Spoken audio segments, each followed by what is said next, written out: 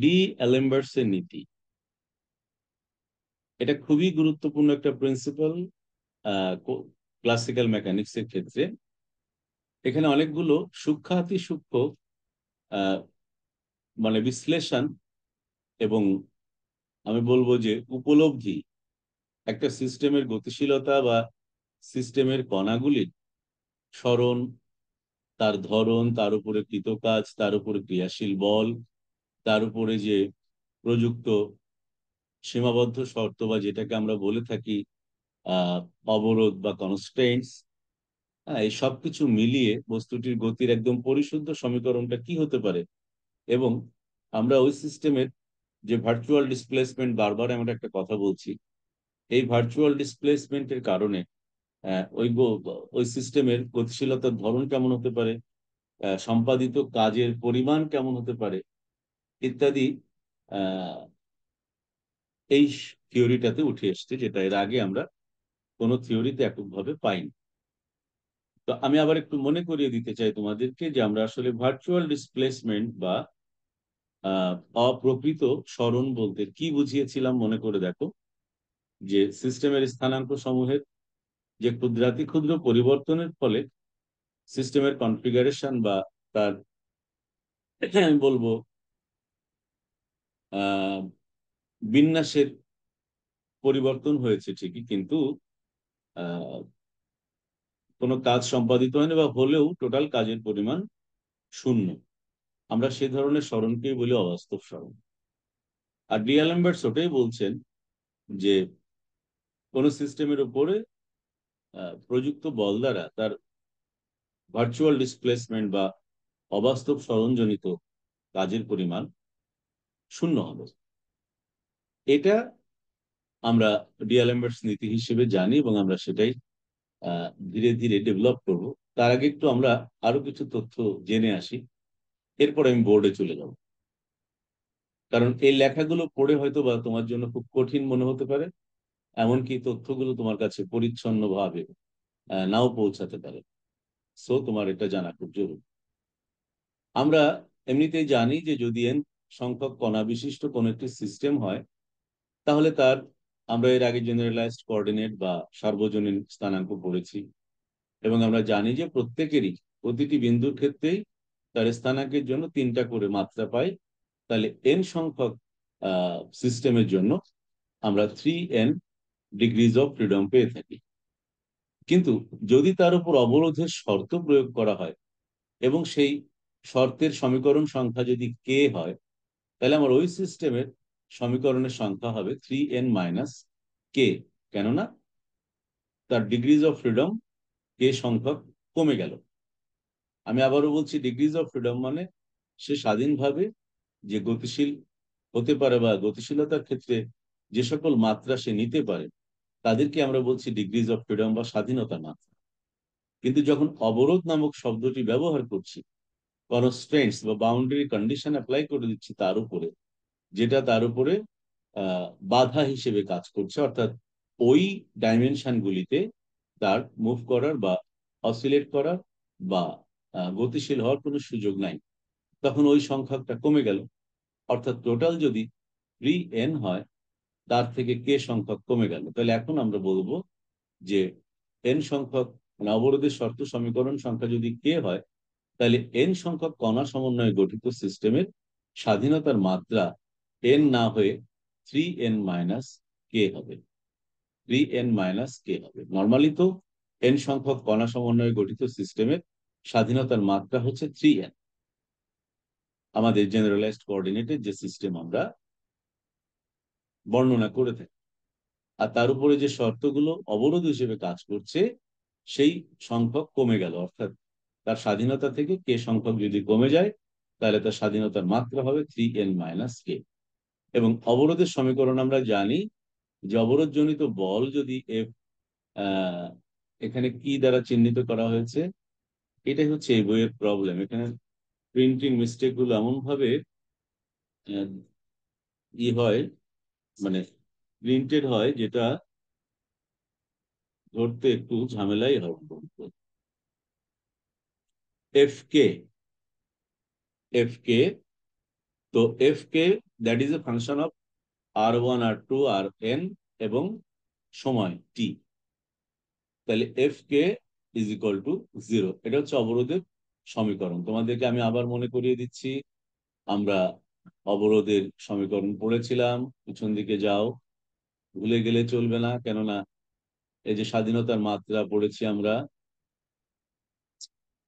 এ তো মহা ঝামেলা করে আমাকে। এই যে দেখো, মনে করে দেখো, অবরোধের শর্ত সমূহ দুই ধরনের হয়। একটা হচ্ছে হলনমীয় এবং আর হচ্ছে অহলনমীয় বা নন হলনমীয়। তাহলে অবরোধের শর্ত সমূহকে যদি সিস্টেমের বিভিন্ন কণার স্থানাঙ্ক সম্বলিত সমীকরণ দিয়ে প্রকাশ করা যায়, তাহলে সেটা আমরা লিখতে পারি F age a function R1 R2 up to Rn and the function of t. This function will be equal to 0. এবং হলনমীয় সমীকরণের ক্ষেত্রে দৃঢ় বস্তু যদি হয়, দৃঢ় বস্তুর ক্ষেত্রে সমীকরণটা হবে আর আই জে। আই জে মানে হচ্ছে আইতম কণা এবং জেতম কণার মধ্যে যে অবস্থান ভেক্টর আমরা বলছি, মানে দূরত্ব বা সরণ, তার বর্গ যদি নিই, that will B a constant. এই কনস্ট্যান্টটাকে আমরা সিআইজে স্কোয়ার দিয়ে প্রকাশ করি, স্কোয়ারের সাথে স্কোয়ার মেলানোর জন্য, সুবিধার জন্য। অর্থাৎ আমরা যদি বলি আর আই জে মানে R I minus R J, তাহলে R I minus R J whole square minus C I J square is equal to 0। এই কন্ডিশন, তো মূল কন্ডিশনটা ধরে রাখতে হবে, function as a function R1 R2 R3 up to Rn and t that is equal to 0। এটা হচ্ছে অবরোধের কন্ডিশন। আমরা এখন আমাদের আলোচনায় ফিরে যাই। এটা তোমাদের পড়িয়েছিলাম আমি, হয়তো অনেকের মনে নেই, তাই আমি আবার পিছন দিকে গেলাম। আরোপিত শর্ত এখানে সব আমরা আলোচনা করে এসেছি। এবং এই যে সার্বজনীন বেগ, সার্বজনীন সরণ, সার্বজনীন ত্বরণ, সবকিছু গতদিন কিন্তু আমরা প্রতিপাদন করেছি, মনে করে দেখো। আর এটা প্রতিপাদন করেছি বলেই আজকে আমরা এখান থেকে শুরু করতে পারছি। সার্বজনীন বল কিউ, কিউকে আমরা প্রকাশ করেছি, সার্বজনীন বিভব, সবগুলো কিন্তু আমরা আলোচনা করে আসছি। তাহলে F K as function R1 R2 up to Rn t is equal to 0। এবারের কথাগুলো আরো গুরুত্বপূর্ণ এবং খুব গুরুত্বের সাথে জিনিসটা বুঝতে হবে। সিস্টেমের উপর বলের আবির্ভাব ঘটায়, যার ফলে সমীকরণগুলো সার্থক করাও নিশ্চিত হয়। তাহলে এভাবে উদ্ভূত বল সমূহকে এফ আই প্রাইম বলা হয়। অর্থাৎ এই এফ আই প্রাইম বলটাকে আমরা বলছি অবরোধ জনিত বল বা অবরোধ বল বা বাধা জনিত বল। অর্থাৎ যেটা, যে বাধ্যতামূলক শর্ত অ্যাভয়েড করে বা অবজ্ঞা করে ওই কণাগুলি ওই তলে গতিশীল হতে পারে না, সেই কন্ডিশনগুলির নাম হচ্ছে অবরোধ বা বাধা। আর সেই বাধাজনিত বল যেটা উদ্ভূত হয় সিস্টেমের গতিশীলতার সময়, তাকে আমরা বলছি এফ আই প্রাইম। অর্থাৎ সিস্টেমের কণাসমূহের উপর সক্রিয় সামগ্রিক বলকে দুই ভাগে ভাগ করা যায়। এক ভাগে অবরোধজনিত বল এফ আই প্রাইম এবং অন্য ভাগে অন্যান্য উৎস থেকে উদ্ভূত বল এফ আই। অন্যান্য উৎস যেমন হতে পারে তাদের মধ্যবর্তী আকর্ষণজনিত বল, মিথস্ক্রিয়ার ফলে ক্রিয়াশীল বল, বাহ্যিকভাবে প্রযুক্ত বল, গতিশীলতার জন্য, এভরিথিং। তাহলে নিউটনের গতিসূত্র যেটা আমরা জানি যে summation over F is equal to M A. এর আগে আমরা জেনে এসেছি এ মানে হচ্ছে আর ডাবল ডট, ভি মানে আর ডট, আর এম তো এমই। তাহলে কোনো একটি কণার যদি আমি কণার সিস্টেমটাকে আই দিয়ে ইন্ডিকেট করি, তাহলে M I R I double dot is equal to summation over বল বা ফোর্স মানে হচ্ছে অন্যান্য উৎস থেকে উদ্ভূত বল প্লাস অবরোধজনিত বল। তাহলে টোটাল বল হচ্ছে এফ আই প্রাইম, আর তার ফলাফল হচ্ছে নিউটনের গতিসূত্র অনুযায়ী m I R I double dot. একটা কথা মনে রাখতে হবে, কোনোভাবেই কোনো পরিস্থিতিতেই নিউটনের গতিশীলতা বা গতিজনিত বল, এটা গতি, কি বলে, গতির সমীকরণ, এটা কিন্তু ডিসরিগার্ড করা যাবে না, কোনোভাবে এটা ভায়োলেট করা যাবে না। তুমি যত শর্তই এখানে আরোপ করো না কেন, all those are confined with the truth of Newton's law of motion. Newton's law এর বাইরে তুমি যেতে পারবে না। কেননা নিউটনস ল যে ভায়োলেট করা যায় বা ভায়োলেট হতে পারে ক্লাসিক্যাল পার্সপেক্টিভে, এরকম কোনো প্রমাণ এখনো পর্যন্ত নেই। এই সমীকরণের অজ্ঞাত রাশিগুলো হলো আর আই এবং এফ আই প্রাইম। কারণ এটা হচ্ছে অবরোধজনিত উদ্ভূত বল। আর আর আই হচ্ছে এই গতিশীলতার ক্ষেত্রে প্রতি মুহূর্তে পরিবর্তনশীল ওই কণাগুলির অবস্থান ভেক্টর। তাহলে এইটার পরিমাণ যেমন 3n সংখ্যক, এটার পরিমাণও 3n সংখ্যক, কেননা এটা করেসপন্ডিংলি আসছে। ওরও প্রত্যেকটারই 3টা করে মাত্রা থাকবে, কারণ এটাও ভেক্টর, এটাও ভেক্টর, এটা সরণ, এটা উদ্ভূত বল। তাহলে টোটাল আমার হওয়ার কথা হচ্ছে 6n সংখ্যক রাশি। অর্থাৎ আর আই এর জন্য n সংখ্যক অবস্থানের প্রত্যেকের জন্য 3টি করে মোট 3n, আর n সংখ্যক এফ আই এর জন্য প্রত্যেকের 3টি করে 3n, হওয়ার কথা হচ্ছে 6n। কিন্তু আমাদের জন্য আমাদের জানা আছে 3n সংখ্যক নিউটনীয় গতির সমীকরণ। অর্থাৎ আমরা এতক্ষণ ধরে আলোচনা করেছি, আমরা জানি যে আমরা কার্টেসীয় স্থানাঙ্ক ব্যবস্থায় বা আমরা যে গতানুগতিক স্থানাঙ্ক ব্যবস্থা, ইভেন জেনারেলাইজড কোঅর্ডিনেটও আমরা যেটা অ্যাপ্লাই করে থাকি, সেটা হচ্ছে 3n সংখ্যক স্বাধীনতার মাত্রা। তাহলে কে সংখ্যক অবরোধের সমীকরণ যদি হয়, তাহলে পেলাম 3n প্লাস কে।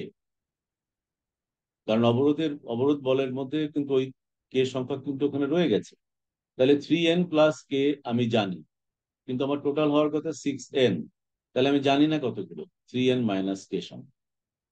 তাহলে সেন্টেন্সটাকে যদি আমরা আবার পড়ি, কিন্তু আমাদের আছে 3n সংখ্যক নিউটনীয় গতির সমীকরণ এবং কে সংখ্যক অবরোধের সমীকরণ।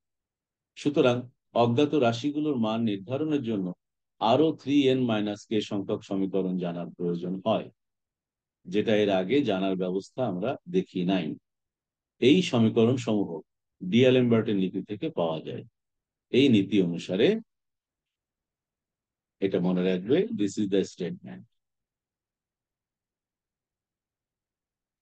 কোন সিস্টেমের উপর সক্রিয় অবরোধজনিত বলের দ্বারা সম্পন্ন অপ্রকৃত কাজের পরিমাণ শূন্য। অপ্রকৃত কাজ মানে অবরোধজনিত বল এবং অবাস্তব সরণের যে ডট গুণন, সেটার পরিমাণকে বোঝানো হচ্ছে। কোন সিস্টেমের উপর সক্রিয় অবরোধজনিত বলের দ্বারা সম্পন্ন অপ্রকৃত কাজের পরিমাণ শূন্য। এটাই ডিএলেমবার্টস নীতি।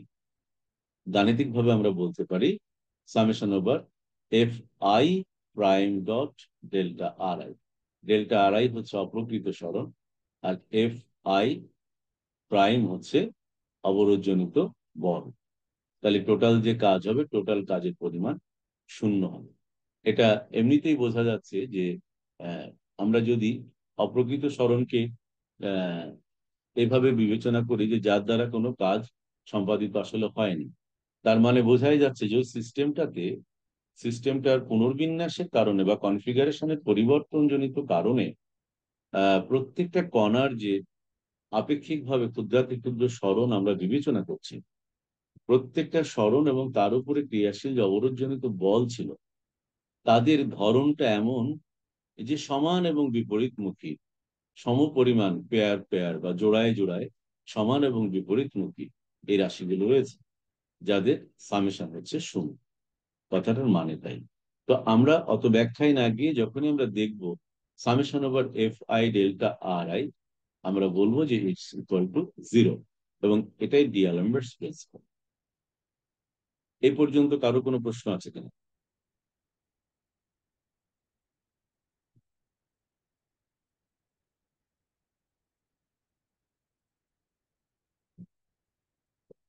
এ পর্যন্ত কারো কোনো প্রশ্ন আছে?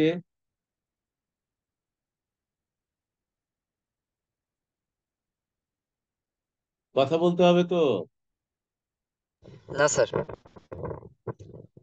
ওই জিনিসটা কনসেপচুয়ালি মাথায় ঢুকলো কিনা? ইয়েস স্যার, ঢুকছে। সিম্পল কথা, অবাস্তব স্মরণ বা অপ্রকৃত স্মরণ, অবাস্তব ঠিক না বলে আমরা অপ্রকৃত বলবো, নন রিয়েল, এবং অবরোধ, তার উপর ক্রিয়াশীল অবরোধজনিত বল প্রতিটা বিন্দুতে বিন্দুতে যে কাজ করেছে, তাদের সামেশন শূন্য হবে। কথাটার মানে হচ্ছে সামেশন শূন্য, মানে মোট কাজের পরিমাণ শূন্য হবে। তাহলে আমরা এবার প্রমাণের দিকে যাই। লক্ষ্য করো, ডিএলেমবার্টের নীতি প্রমাণের জন্য দুটি বস্তু কণা সমন্বয়ে গঠিত একটি সিস্টেম আমরা বিবেচনা করি। নিউটনের সূত্র অনুসারে এই কণাদ্বয়ের উপর অবরোধজনিত বল হচ্ছে F1'। আমরা যেহেতু আই প্রাইম বলেছি, তাহলে 1 নম্বর কণার জন্য F1, 2 নম্বর কণার জন্য F2 আমি বলতে পারি। অর্থাৎ F1 প্রাইম এবং F2 প্রাইম পরস্পরের সমান এবং বিপরীতমুখী হবে।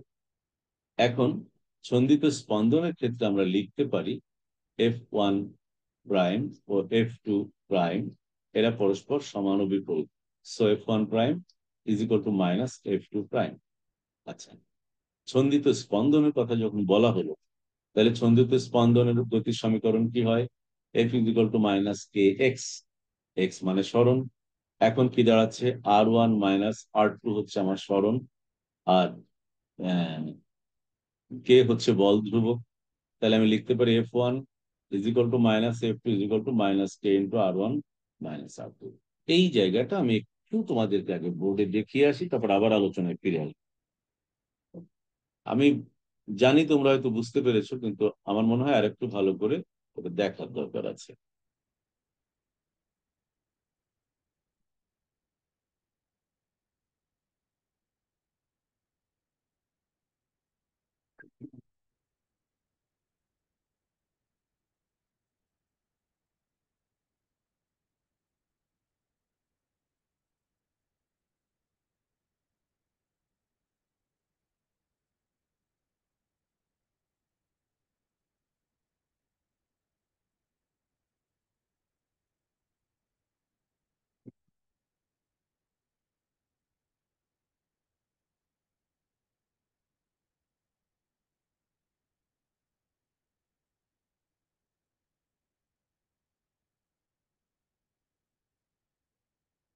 বোর্ড দেখা যাচ্ছে? ইয়েস স্যার, দেখা যাচ্ছে। আমি একদম সিম্পল একটা জিনিস নিই। এটা তো আসেনি এখনো, তো টুলস গুলো এখনো আসেনি কেন?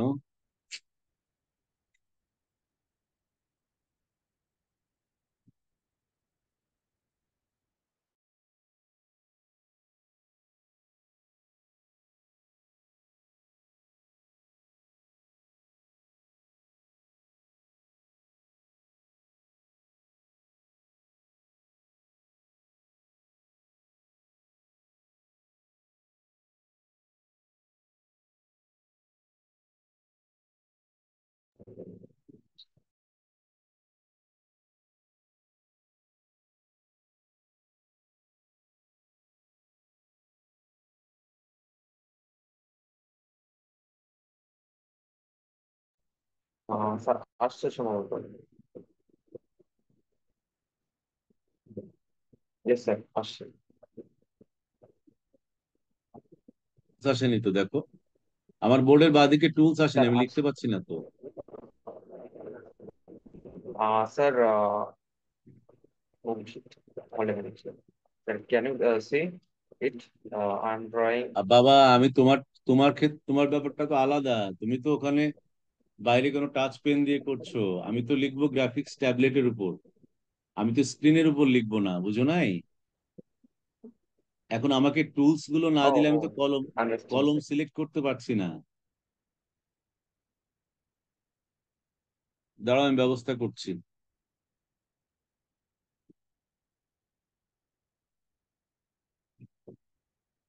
ও স্যার, বুঝতে পারছি স্যার, আমি এই বিষয়টা কনফিউশন ছিলাম স্যার, যে এই আমি আসছে, যখন এখন স্ক্রিনের উপর আসছে। লিখি তখন এই আমি যে যখন আসছে স্যার আমার হাতে। স্ক্রিনের উপর স্যার, আমি যখন স্ক্রিনের উপর ড্র করি তখন এই প্রতিগুলো হয়ে যায়, আর আপনি অনেক সুন্দর করে করেন।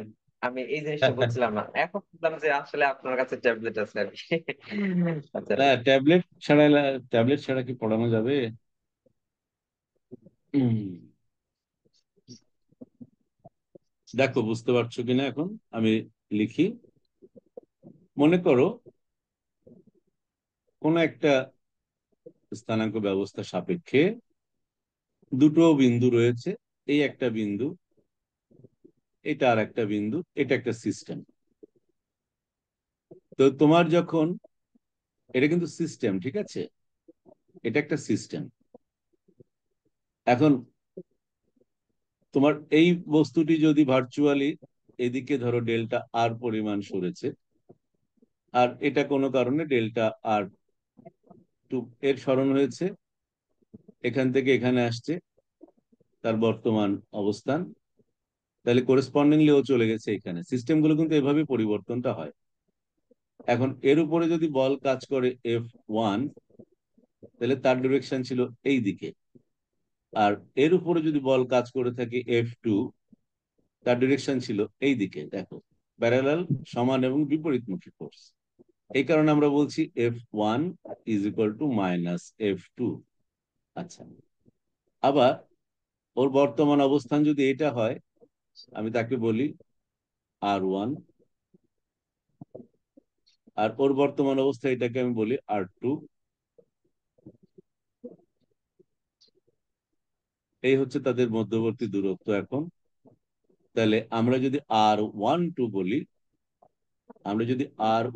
বলি, মানে 2 এর সাপেক্ষে একের বা 2 থেকে 1-এর দূরত্ব, তাহলে R12 মানে হচ্ছে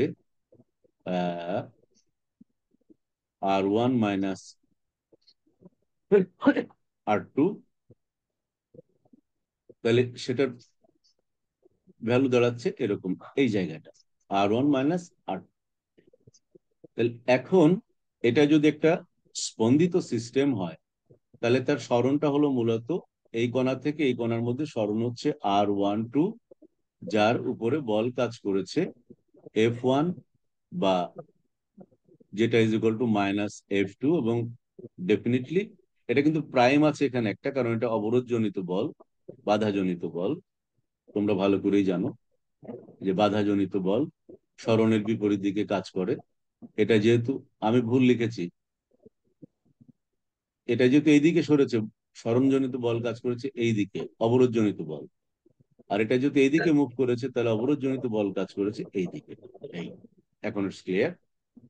তাহলে এই বলের পরিমাণ হবে, আমরা যেমন একটি স্প্রিং এর ক্ষেত্রে বলছি, ওর যদি সরণ, তার ইনিশিয়াল অবস্থা থেকে সরণ যদি এক্স হয়ে থাকে, তার আগে আদি অবস্থা এখানে ছিল, বর্তমান অবস্থান এখানে, তাহলে এটা যদি এক্স হয়ে থাকে, তার উপরে যদি আমরা দেখি বল কাজ করছে এফ এস উল্টা দিকে, তাহলে সিস্টেমের উপরে ক্রিয়াশীল বাধাজনিত বল হচ্ছে এফ এস, এবং সেটার মান আমরা জানি কে এক্স।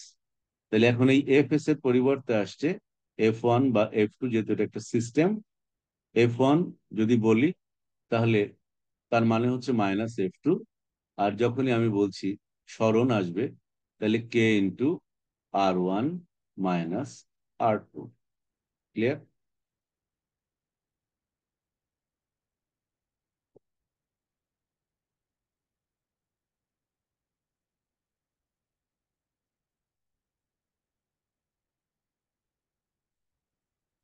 সবাই দেখতে পাচ্ছ?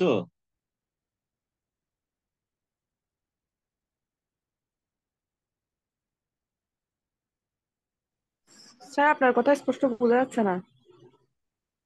আচ্ছা, এখন শুনতে পাচ্ছ? এখন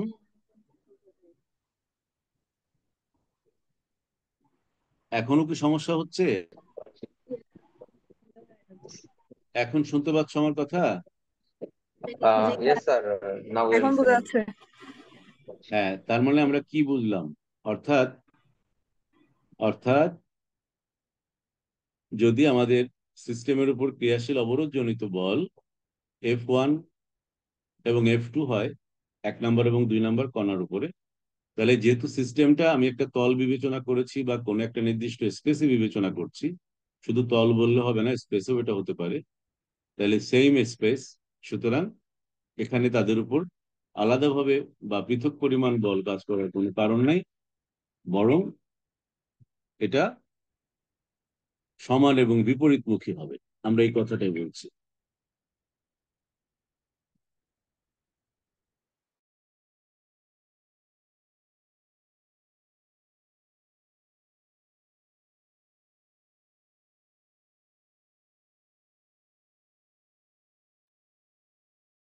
ইদানিং কি হচ্ছে জানো, ফোন রিসিভ করলো, বিশেষ করে গ্রামীণ ফোনে এই কাণ্ডটা ঘটছে। ফোন রিসিভ করার বাটনটা টাচ করলেও ফোনটা অনেক সময় রিসিভ হয় না, আবার অনেক সময় রিসিভ হলে কথা শোনা যাচ্ছে না।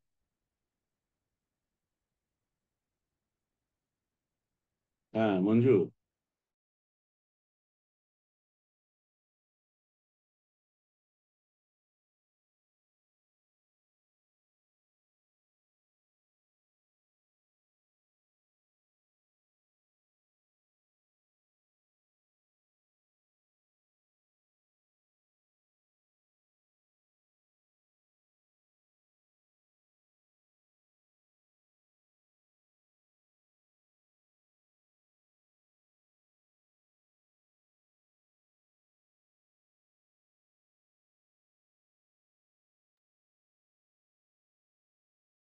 তাহলে আমাদের এই জায়গাটা ক্লিয়ার হয়েছে কিনা বলো?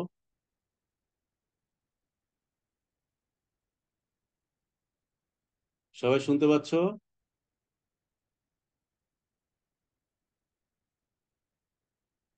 আমার কথা কি হ্যাঁ এখনো স্যার। শুনতে অসুবিধা হচ্ছে তোমাদের? না স্যার, এখন শোনা যাচ্ছে। হ্যাঁ, তাহলে একইভাবে আমরা যদি r12 স্কোয়ার বলি, তার মানে এটা হচ্ছে r1 - r2 dot r1 - r2, r12 square যেহেতু, তার মানে হচ্ছে c স্কোয়ার। এটা আমরা অবরোধের শর্ত উপরে দেখেছি, যা একটি ধ্রুব রাশি। এই অবরোধ লঙ্ঘন করবে না বা করে না এমন অপ্রকৃত সরণ হচ্ছে ডেল্টা r1 এবং ডেল্টা r।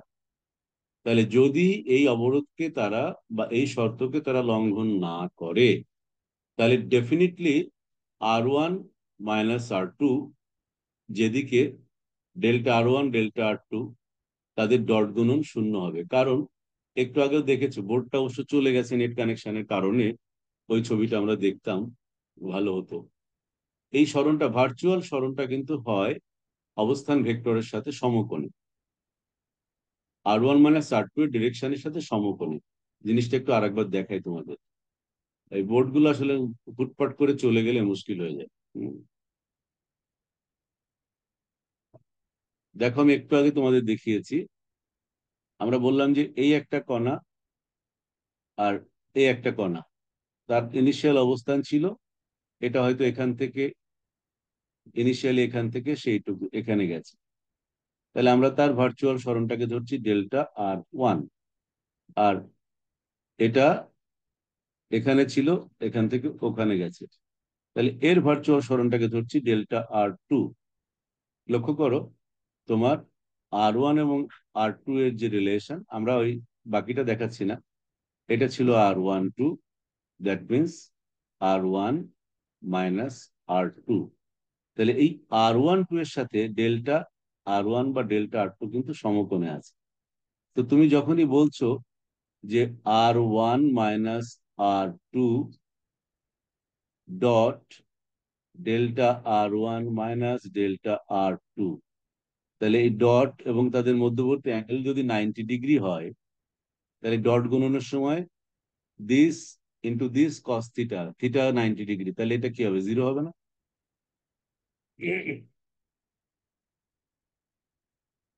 হ্যাঁ স্যার, 0 হবে।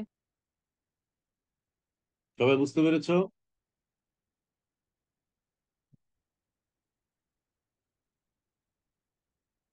সবাই বুঝতে পেরেছো? আমি এটা ক্লোজ করলে তো আবার এখানে আসতে গেলে আমাকে আবার আঁকতে হবে।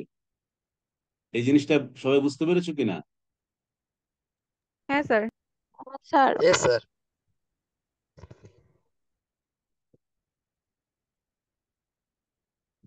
তার মানে r1 - r2 dot delta r1 - delta r2 is equal to zero. কারণটা লিখে দিয়েছে, বাহ ফাইন, এটা আমি মার্ক করে দিই, খেয়াল করিনি।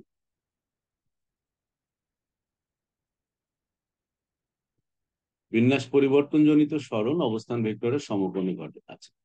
অতএব অবরোধজনিত বলের দ্বারা সম্পন্ন অপ্রকৃত কাজ হবে ডেল্টা w দুইজনের জন্য বিবেচনা করতে হবে f1 prime dot delta r1 plus f2 prime dot delta r2। ভালো কথা। এখন ওই সমীকরণ থেকে ভ্যালুটা বসিয়ে দাও। f1 এবং f2 এর ভ্যালু যদি আমরা বসিয়ে দিই, তাহলে আমরা পাচ্ছি দিস প্লাস দিস। এখন এটা কমন কোয়ান্টিটি, এটাকে তুমি কমন নিয়ে নাও, তাহলে delta r1 - delta r2। And since r1 - r2 dot delta r1 - delta r2 is equal to 0, so delta w is equal to 0। তার মানে হচ্ছে f প্রাইম সামেশন ওভার, এরপরে আরেকটা কথা লিখতে হবে, summation over f prime dot delta r is equal to 0। মানে এই কথার মানে হচ্ছে summation over f prime dot delta r is equal to 0। এটাই হচ্ছে ডি অ্যালম্বার্টস এর নীতি।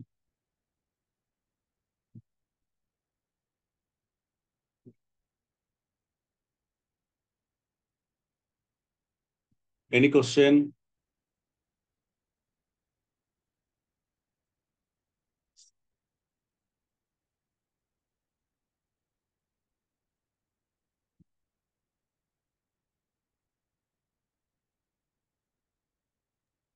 স্যার এটা গোছানো না লেখা বই, যেন হ্যাঁ, এলোমেলো, মনে হচ্ছে একটু গোছানো না, এলোমেলো কেমন লেখা। বুঝি নাই। স্যার বলতেছি যে লেখাগুলো স্যার এলোমেলো কেমন যেন লাগছে, মানে একটু সুন্দর বা সাজানো গোছানো মনে হচ্ছে। তো সাজিয়ে গুছিয়ে তো বললাম আমি। তুমি যখন নোট করবা তখন আমার এই ভিডিও চালিয়ে রেখে নোট করবা, যদি মনে করো। ঠিক আছে স্যার।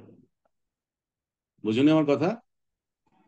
ঠিক স্যার আছে তোমার স্যার। যেখানে যেখানে যেখানে তোমার কনফিউশন হতে পারে ওগুলো তুমি প্রমাণ করে দিলাম ছবি এঁকে, যেটা বইয়ের মধ্যে স্যার নাই। ঠিক আছে স্যার। ঠিক আছে স্যার। স্যার স্যার বলো শুনতে বলো বলো। পাচ্ছেন? জি, স্যার এটা কি শুনতে কবির পাচ্ছি। পাবলিকেশনের বই থেকে পড়াচ্ছেন? জি না। এটা কোন কবির, রাইটারের বই? এটা মোকসেদ আলী স্যারের বই, যেটা আমি শুরু থেকেই যেটা পড়িয়ে আসছি। আচ্ছা আচ্ছা। স্যার এটার পিডিএফটা গ্রুপে একটু দিয়ে দিলে ভালো হতো। এটা দেওয়া আছে তো বাবা। স্যার আমরা লাস্টে জয়েন হয়েছি তো, তো ওগুলো তো মানে আসে না তো, আমি দেখছিলাম আপনি আর একবার লাস্ট দিব ক্লাসে তাই? বলছিলেন। জি স্যার, জি স্যার। আর স্যার আরেকটা বই যেটার কথা বলছেন কবি পাবলিকেশনের, ওই গোলাম মোহাম্মদ ভুঁইয়া স্যারের বই, ওটার পিডিএফটা দিলেও ভালো হতো। এটা পিডিএফ আমি এখনো করিনি তো, আমি এখন পড়াচ্ছি তোমাদের ক্যালকুলেশন, আমি নোট করেই দিব এখান থেকে, সমস্যা নেই। আহ, তবে পিডিএফ, তাহলে ইউনিভার্সালের বইটা, ইউনিভার্সাল পাবলিকেশনের বইটা পিডিএফটা দিয়েন। স্যার এখানে কবি পাবলিকেশন এত সুন্দর করে লেখা নাই, এই জন্য বলতেছি। দেখো, কবি পাবলিকেশনের বইটা একটু সংক্ষিপ্ত, কিছু কিছু জায়গা মানে জি স্যার। বর্ণনাটা না দিয়ে সংক্ষিপ্ত করাতে হয়েছে কি স্টুডেন্টদের, মানে লার্নিং ফ্রেন্ডলি হয়নি বইটা, বুঝতে পেরেছো? জি স্যার।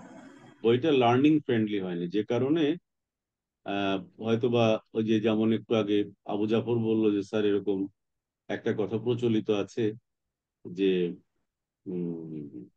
কি বলে, কি জানি বললো যে কবির পাবলিকেশনের বই টিচার ফলো করলে নাম্বার কম দেয়। নাম্বার নাকি বল- কমিয়ে দেয়। হ্যাঁ, হ্যাঁ। তো সব প্রশ্নের ক্ষেত্রে এটা প্রযোজ্য না। আমি যেমন এখন যেটা তোমাকে পড়াচ্ছি এটা কবি পাবলিকেশনের বই ফলো করেই পড়াচ্ছি, যদিও সেম এখানেও যা আছে যে ডিএলএমবার্টসের নীতি থেকে ল্যাগ্রেঞ্জের গতির সমীকরণ প্রতিপাদন, এখানেও যা আছে এটাতেও তাই আছে, কিন্তু এটা কেন আহ, আমি ফলো করছি, তার মানে হচ্ছে এর লেখাগুলো আর একটু পরিচ্ছন্ন ভাবে লেখা আছে, আর একটু গুছিয়ে, এবং জি স্যার। বলা যায় একদম নোট আকারে লেখা আছে। এটাও নোট, স্যারেরটাও নোট, মকসুদ আলী স্যারেরটাও এটা নোটই লেখা আছে, খুব বেশি কথা লেখা নেই। হুম, খুব স্যার বেশি এটার কথা। পিডিএফটা। ঠিক আছে, স্যার ক্লাসটা শেষ হলে স্যার এই বইয়ের পিডিএফ স্যার আমাকে একটু দিয়ে দিয়ে না। আমি ওই তোমাকে মানে থার্ড স্যার ইয়ারে গ্রুপ। যারা আছে তোমরা বলছো? জি স্যার, জি স্যার। হ্যাঁ, আচ্ছা ঠিক আছে। আচ্ছা স্যার। এবার আমরা আরেকটা গুরুত্বপূর্ণ থিওরি আজকে পড়বো, সেটা হচ্ছে ডিআলেমবার্টস এর নীতি থেকে ল্যাগ্রাঞ্জের গতির সমীকরণ প্রতিপাদন। ল্যাগ্রাঞ্জিয়ান স্যার নামে একটা জিনিস আছে, হ্যামিল্টনিয়ান নামে আরেকটা জিনিস আছে। হ্যাঁ বলো। স্যার ওই ইয়ে আর কি জি অ্যালবার্টের নীতি তো স্যার ওই একটা হচ্ছে sir f i dot del r i equal to zero, কিন্তু স্যার আরেকটা নীতি স্যার আমি পড়ছিলাম f i minus p i dot into del i dot এইটা ইকুয়াল টু জিরো। স্যার এখন স্যার এটা সঠিক কোনটা? এই দুটোই সঠিক। স্যার তাহলে এটা আমাদের পার্থক্য কি? এইটা থেকে তো এটা ওইটা বলা যায়। এখানে তো স্যার পি আই ডট আবার অতিরিক্ত আসছে। পিআই ডটটা কি? এস স্যার সেজন্যই তো স্যার, ওটা সেজন্য তো তো স্যার স্যার মানে, ভরবেগ মনে হচ্ছে। এই আমি কিন্তু এটা শুরুতে পড়িয়েছি, তুমি কি বলছো এগুলি? আমি তো এটা শুরুতেই পড়িয়েছি, পিআই ডট কি এবং তোমার কি বলে এফআই কি, তুমি এটা কি বলছো এখন?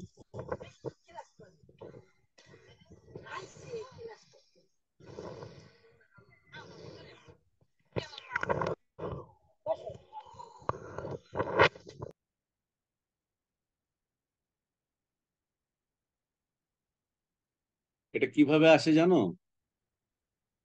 স্যার এইটাই তো সমস্যা স্যার, এটা একটু ই করে তো ভালো হতো, সলভ করে দিতে। তাহলে আজকে আর ল্যাগ্রেঞ্জের সমীকরণ প্রতিপাদন তাহলে আজকে আর পড়া হবে না, দাঁড়াও। তোমরা একটু মাথা কাটাতে চাও না, এরকম করলে হবে বলো? হ্যাঁ,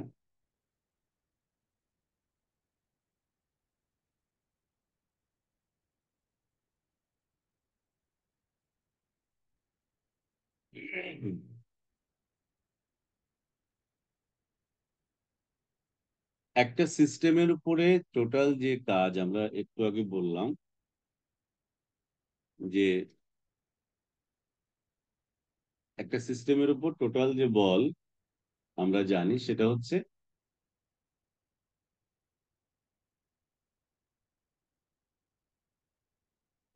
তার পরিমাণ হচ্ছে MI/R is equal to applied force plus অবরোধজনিত বল। ঠিক কিনা?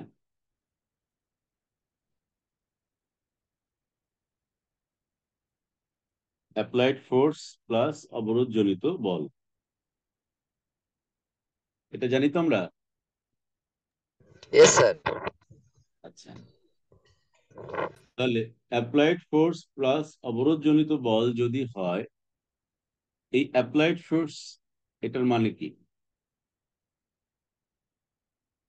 এটার মানে হচ্ছে MI/dVI/dt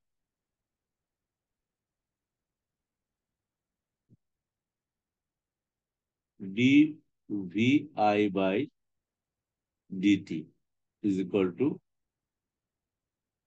FI plus F prime I। এটাকে আমি আবার লিখতে পারি, যেহেতু এম একটি কনস্ট্যান্ট কোয়ান্টিটি, ওর বাইরে রাখা আর ভিতরে রাখা একই কথা, MI/VI is equal to FIA plus F prime. এখন এমভি মানে কি? পি না? এমভি মানে কি? Momentum P. সাথে সাথে কথা বলো, নাহলে আমি বুঝতে পারবো না তোমরা আদৌ বুঝতে পারছো কিনা।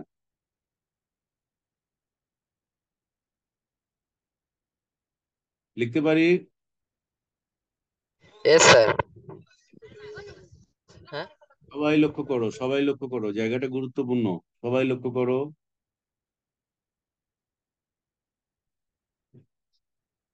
তাহলে আমি এটাকে কি লিখতে পারি? PI ডট লিখতে পারি?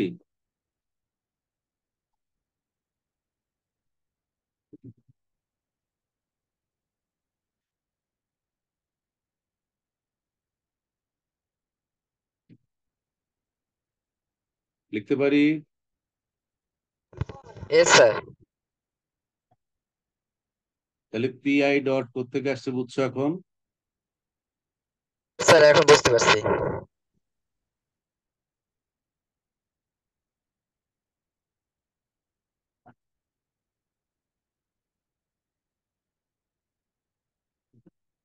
লেখা যায়? Yes sir. তাহলে এখন মোট কৃত কাজে যদি আমি ঘটনা বিবেচনা করি, সামেশন ওভার আই মনে করো, তাহলে আমাকে কি লিখতে হবে?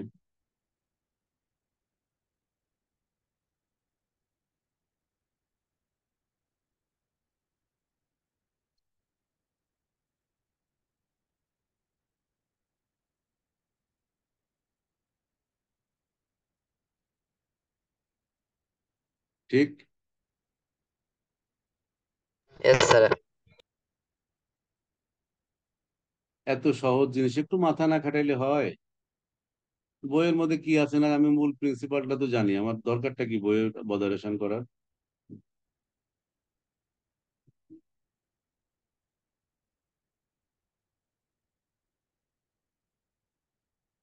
এখন একটু আগে আমরা কি পড়লাম ডিআলেমবার্ট নীতি অনুসারে? এটা জিরো না? এইমাত্র প্রমাণ করলাম না আমরা এটা zero. Yes sir, FI prime চলে আসছে।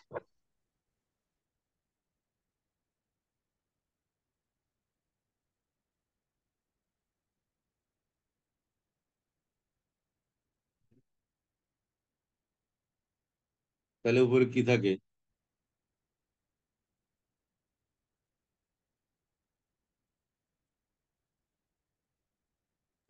স্যার বুঝতে পারছি।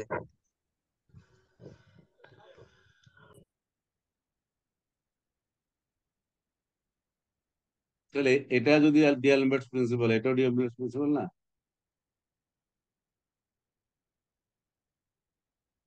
নাকি?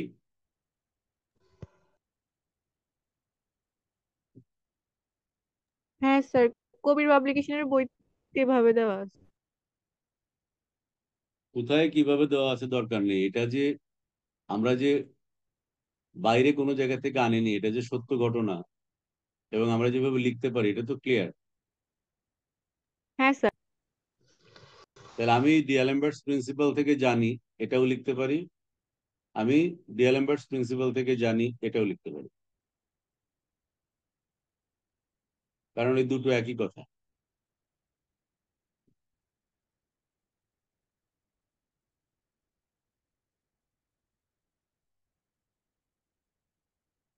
ঠিক কিনা?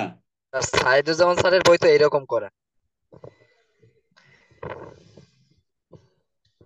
শোনো, যেখানে যেভাবেই করা থাক না কেন, মূল ঘটনার বাইরে যাওয়ার ক্ষমতা কারণ নেই, কেননা এগুলো প্রতিষ্ঠিত সত্য। হ্যাঁ স্যার। যে যেভাবেই বই লিখুক না কেন, মূল ঘটনার বাইরে যাওয়ার ক্ষমতা কারণ নেই। তাহলে এবার দয়া করে আমাকে এইটা তোমরা, আমি একটু করে আলোচনা করে দিচ্ছি। দেখো, সিকোয়েন্সটা একদম সহজ। তাহলে F I equal two P i dot আমরা জানি, সেই অনুযায়ী নিউটনের গতির দ্বিতীয় সূত্র এবং ডিএলএমবার্টস এর নীতি থেকে আমরা এইমাত্র দেখলাম F i minus p i dot dot delta I equal to zero. এখন যদি আমরা সার্বজনীন স্থানাঙ্কে রূপান্তর করি আর আই কে, তাহলে আমরা লিখতে পারি R I as a function of this এবং টি। এটা আমরা এর উপরে গত দিনের লেকচারে বের করেছি, delta r i equal to this বের করেছি, তারপরে জেনারেলাইজড ভেলোসিটি বের করেছি, ভিআই ইকুয়াল টু দিস। মনে পড়ে? Yes sir. মনে পড়ে কিনা? Yes sir. আমি একটা একটা করে ক্যালকুলেশন করে করে বুঝিয়ে দিয়েছি এবং সেটা ভিডিও আপলোড করে দিয়েছি দেখ। তারপরে ভার্চুয়াল ফোর্স বা sorry generalized force q j equal to this, আমরা এটা এক্সপ্রেস করেছি। এই যে কিউ জে কে সার্বজনীন বল বলে। হুম। তারপরে তাহলে p i dot delta r i মানে, পিআই মানে m i double dot r double dot, একটু আগে দেখিয়েছি আমি। এই এম আর ডাবল ডট কে আমরা এখানে একটু এক্সপ্যান্ড করেছি, এক্সপ্যান্ড করে এটাকে এভাবে লিখতে পারি। সত্যি সত্যি যদি আমরা লিখি যে d by DT of m I R i dot delta r i by del Q j, তাহলে এটা দুটো টার্ম আসবে। একটা হচ্ছে ইউ ইন্টু ভি এর সূত্র, তাহলে একবার লিখতে হবে আমাকে এইটা ইন্টু এত, আর একবার লিখতে হবে আমাকে এইটা ইন্টু এত। কিন্তু যেহেতু আমার টার্মে শুধুমাত্র একটা টার্ম রয়েছে, তাহলে আমি ইউ ইন্টু ভি ফর্মে লিখলে বাকি যে টার্মটা আমার নাই সেটাকে বিয়োগ আকারে লিখতে হবে। তাই আমরা লিখেছি summation over m I R I double dot del r i by del q, যে মানে হচ্ছে summation over d by DT of এইটা মাইনাস এইটা, কারণ এটাকে ভাঙলে প্লাস এরকম একটা টার্ম আসবে, আমরা এটা মাইনাস আকারে লিখে দিলাম। জাস্ট এটাকে আমরা ওই পুরো সমীকরণে ব্যবহার করলে এই টার্মটা আসে জেনারেলাইজড ভেলোসিটি বা সার্বজনীন বেগের এক্সপ্রেশনের সাথে মিলালে del Vi by del Q J. সুতরাং আমরা লিখতে পারছি যে বোথ সাইড থেকে যদি আমরা কম্পেয়ার করি, 1.53 ইকুয়েশন যেটা উপরে রেখে এলাম, কম্পেয়ার করলে আমরা লিখতে পারছি del Vi by del Q j is equal to del del Vi by del Q J dot is equal to del r i by del Q j. এটা উপরের সমীকরণ থেকে আসছে। সুতরাং তুমি ওই ভ্যালুটাকে সামেশন ওভার এই যে একটু আগে যেটা বের করলাম এই এখানে বসাও, বসালে আমরা পাচ্ছি এইটা। এটাকে আবার আমরা কাইনেটিক এনার্জির মাধ্যমে লিখতে পারি। এটাও কিন্তু গতদিন আমরা কাইনেটিক এনার্জি, পটেনশিয়াল এনার্জি বের করে দেখিয়েছি। সো সো আমরা ওই ভ্যালুটা বসানোর পরে আমাদের সেকেন্ড টার্মটা দাঁড়াচ্ছে এরকম একটা টার্ম। এখন হাফ এমভি স্কোয়ার মানে গতিশক্তি টি, আর তার সঙ্গে ফোর্সের যে রিলেশন রয়েছে পটেনশিয়ালের সঙ্গে, পটেনশিয়াল ফাংশন যদি ভি হয় তাহলে ফোর্সের ক্ষেত্রে force is equal to minus gradient of potential. So আমরা সার্বজনীন যে ফোর্স সেটাকে আমরা ইন টার্মস অফ দিস লিখতে পারি এরকম। এটা মূলত কিউজের সাপেক্ষে ভি এর একটি আংশিক ব্যবকলন, অর্থাৎ আমরা বলতে পারি Q J equal to minus del V by del Q J, কেননা গ্রেডিয়েন্ট মানেও কিন্তু ডিফারেন্সিয়েশন। তাহলে এটাকে সামেশন করলে টোটালটা দাঁড়াচ্ছে ভি এর আংশিক ব্যবকলন, যেটাকে সামেশন দিয়ে বুঝেছে আমরা যদি কিউজের সাপেক্ষে ধরি। ইন জেনারেল আমরা বলতে পারি এই টার্মের পরিবর্তে আমরা বলতে পারি minus del V by del Q J. তাহলে এই ভ্যালুগুলো উপরের সমীকরণে বসালে আমরা পাচ্ছি ডান পাশ থেকে ভি এর টার্মটাকে বাঁ দিকে আনলে দাঁড়াচ্ছে d by DT of del T by this minus this. এখন টি বাই ভি কে আর একটা চলক ল্যাগ্রেঞ্জিয়ান দিয়ে প্রকাশ করা হয়। ল্যাগ্রেঞ্জিয়ান মানে হচ্ছে তোমার L, L is equal to T minus V. একটা কথা মনে রাখতে হবে, আমরা যদি এখানে এই টার্মটাকে টি মাইনাস ভি লিখি, del by del Q J of T minus V লিখি, কোনো প্রবলেম নেই। তার কারণ হচ্ছে V is a function of Q J, অর্থাৎ ভি এর মধ্যে কিন্তু বেগের কোনো রাশি নাই, কিন্তু কিউ জে ডট হচ্ছে বেগ। সুতরাং আমি যদি টি মাইনাস ভিও লিখি, আমি আলটিমেটলি ডিফারেন্সিয়েট করলে এটা del T by del Q জেই হবে, কেননা এই টার্মটা জিরো হয়ে যাবে। সো আমি আমার সমীকরণে বসানোর সুবিধার জন্য সমীকরণের রূপ মানে ফর্মটাকে ডেভেলপ করার জন্য আমি এই টেকনিকটা অ্যাপ্লাই করলাম, অর্থাৎ del T by del Q J ডটকেও লিখলাম টি মাইনাস ভি, কারণ আমি এখন টি মাইনাস ভি এর জায়গাতে এল লিখবো। এল কে বলা হয় ল্যাগ্রেঞ্জিয়ান অফ দ্য সিস্টেম। তাহলে L is equal to T minus V লিখলে পাচ্ছি D by DT of del L by del Q J dot minus del L by del Q is equal to zero. এটা আসলে Q J হবে, এখানে যেটা পড়ে নাই, del L by del Q J হবে এখানে, ইজ ইকুয়াল টু জিরো। এটাকে বলা হয় ল্যাগ্রেঞ্জিয়ান ইকুয়েশন অফ মোশন।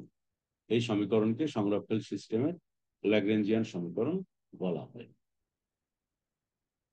এটা যদি তোমরা একটু কাগজ কলম নিয়ে ক্যালকুলেশন করে আমাকে বলতে পারো যে স্যার বুঝতে পেরেছি, তখন আমি তোমাদেরকে আর একটা কাজ দিব। সেটা হচ্ছে আমরা যেমন শুরুতেই বলেছি যে সমীকরণই হোক আর মোশন ডিসক্রাইব করার জন্য নিউটনের সূত্রকে কেউ ভায়োলেট করতে পারবে না। তো স্বাভাবিকভাবেই তোমাদের একটা বাড়তি কাজ আসবে যে এই সমীকরণ থেকে, এই যে সমীকরণ নাম্বার 1.62, এখান থেকে F is equal to M A প্রমাণ করতে পারবে কিনা, এটা তোমাদের বাড়তি কাজ থাকবে।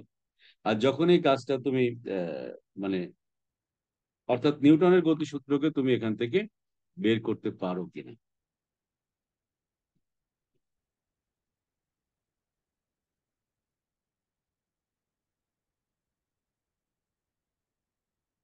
পারবে? স্যার চেষ্টা করব। চেষ্টাতেই তো মজা। Yes sir. Sir, hmm. Sir D L by del Q J যদি সামনে আসে আর D D T of D L by del Q J যদি পিছনে যায়, তাহলে কি স্যার কোনো পার্থক্য আছে নাকি স্যার একই কথা? অবশ্যই পার্থক্য আছে, অবশ্যই পার্থক্য। S sir.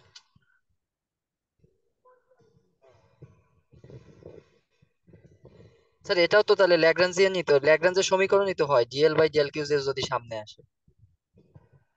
না, কিন্তু অর্থগত পার্থক্য না না, চলে আসবে। কেমনে তোমার হয়? তুমি কার সাপেক্ষে কার ডিফারেন্সিয়েশন করতেছো সেটা থাকতেছে, তুমি সেটা থাকতেছে না। যে আপনি তুমি যার মান বের করবা সেটা তো উল্টে যাচ্ছে না, তাহলে তুমি এক থেকে কিভাবে?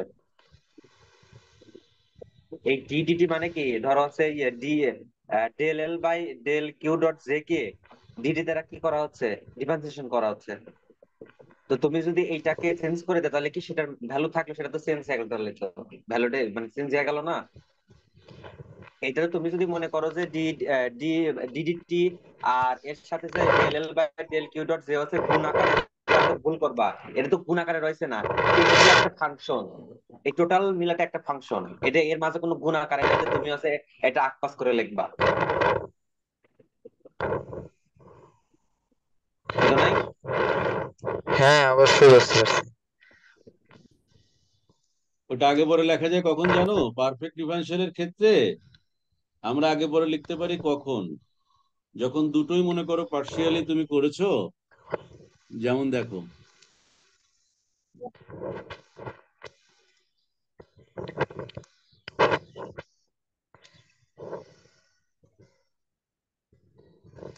পারফেক্ট ডিফারেন্সিয়ালের ক্ষেত্রে যখন পার্শিয়ালি আমরা ডিফারেন্সিয়েট করি, মনে করো এরকম কোনো টার্ম রয়েছে, del square r by del Q i del Q J.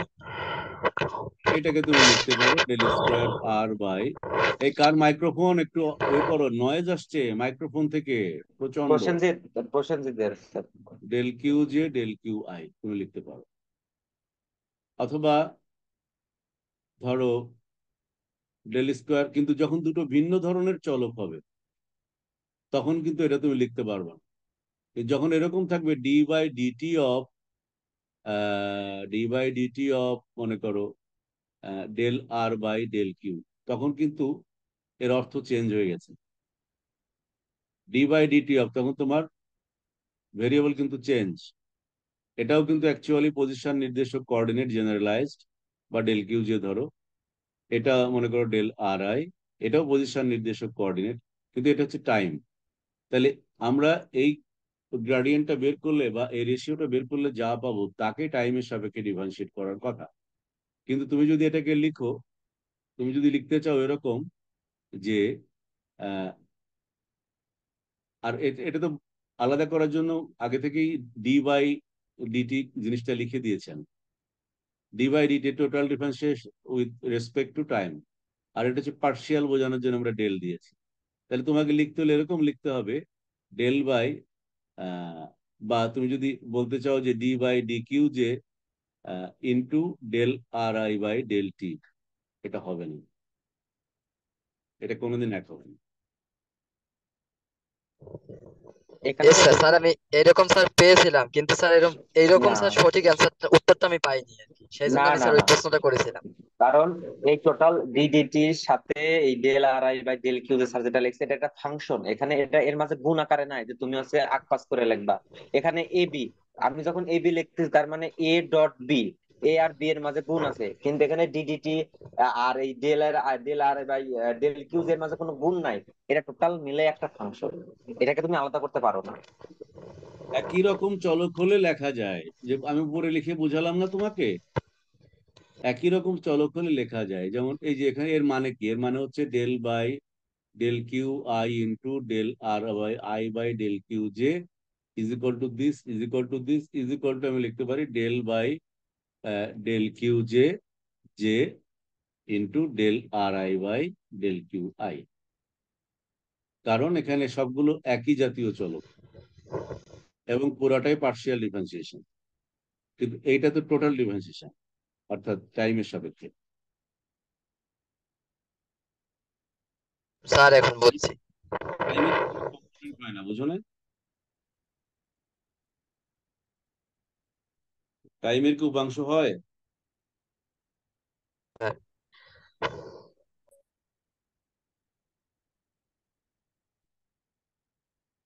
আর কারো কোনো প্রশ্ন আছে?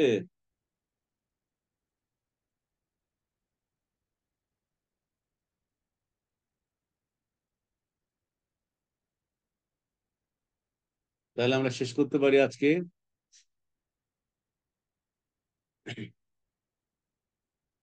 তোমাদের নেক্সট ক্লাস হচ্ছে মানডে, ইলেকট্রিসিটি অ্যান্ড ম্যাগনেটিজম। ঠিক আছে,